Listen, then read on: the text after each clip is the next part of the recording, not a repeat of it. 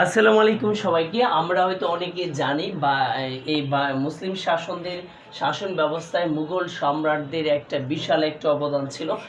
আমরা তাদের কি নামগুলোকে কিভাবে মনে রাখবো, কোন সহজ টেকনিকে আমরা মনে রাখতে পারি, সেটা এক লাইনে হয়ে যাও। যেমন আপনারা সবাই সাথে থাকেন।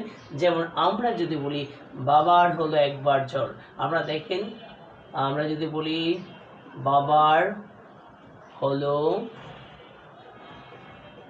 একবার জ্বর, ওকে, যেহেতু সারিল ঔষধে, ওকে, এটা হচ্ছে এই যে সিরিয়ালটা হচ্ছে এটা, ওকে। এরপরে এই ভদ্রলোক, তাহলে আমরা কি লিখেছি বলেন তো? বাবার হলো একবার জ্বর, সারিল ঔষধে। তার মানে এখানে 6 জন মুঘল সম্রাট আমরা পেয়ে যাচ্ছি। যেমন আমরা যদি বলি এই যে ব দিয়ে, মানে বা দিয়ে হচ্ছে বাবর,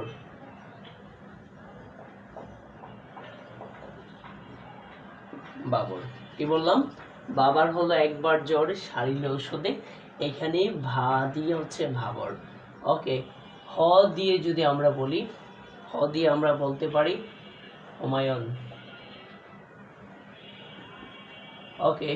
এ দিয়ে হচ্ছে আকবর সাহেব, যিনি বাংলায় সাল গণনা শুরু করেন, আকবর।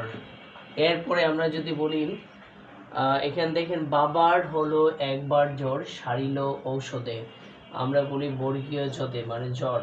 এই জদে হচ্ছে জাহাঙ্গীর, হ্যাঁ, যিনি বাংলায় রাজধানী স্থাপন, জাহাঙ্গীর। আমরা যদি কি বললাম, জাহাঙ্গীরের কথাই যদি বলি, এই যে জাহাঙ্গীর মানে ঢাকার প্রাচীন নাম ছিল জাহাঙ্গীরনগর, এই ওনার নাম অনুসারে কিন্তু নামকরণ করা হয়। এরপরে সারিল তালিবাস্য, এই এই তালিবাস্য দিয়ে আমরা লিখতে পারি শাহজাহান।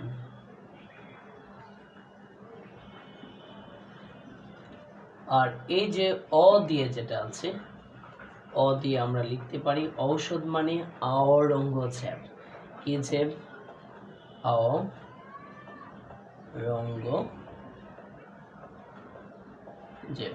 এরপরে শেষে যিনি আছে সম্রাট বাহাদুর শাহ, এমনি পারি আমরা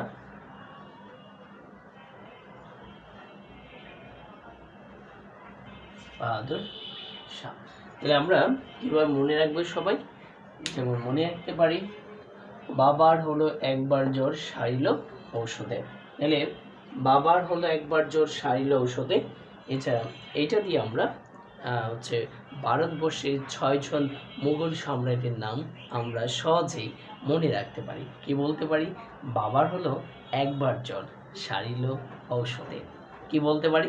বাবার হলো একবার জ্বর, সারিল ঔষধে।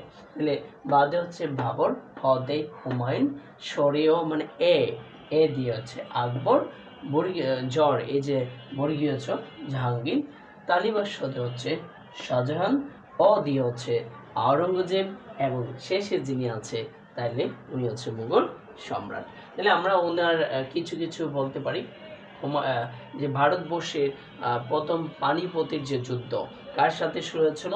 পানিপথের যুদ্ধ এই ভদ্রলোকের সাথে কিন্তু যুক্ত আছে। ভারতীয় ইতিহাসে প্রথম আমাদের যে অস্ত্র বা কামান ব্যবহার করা হয়, তাহলে পানিপথের যুদ্ধ, পানিপথের যুদ্ধ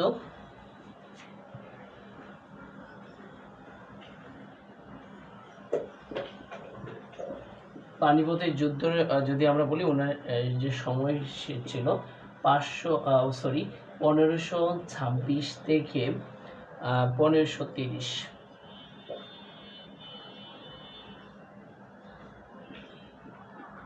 এরপরে হুমায়ুন আছে, ওকে।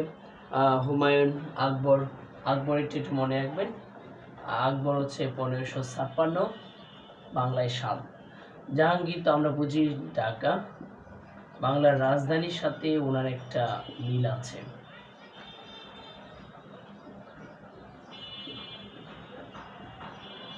ঢাকার রাজধানী করা হয়। শাহজাহান তো প্রেমিক পুরুষ, আওরঙ্গজেব নারী বিলাসী ছিল, ওকে, আমরা যদি বলি ওকে বাহাদুর শাহ, তাহলে আমরা এই যে তিনজন আছে, এই তিনজন খুবই শক্তিশালী ছিল। এসএসসি পরীক্ষার্থী বা ক্যান্ডিডেট যারা আছে, বা আমাদের কিন্তু অলরেডি জানি, আমাদের রুটিন দিয়ে দিয়েছে। ওকে, আজকে এই পর্যন্ত। ভালো থাকবেন, সুস্থ থাকবেন, আল্লাহ হাফেজ।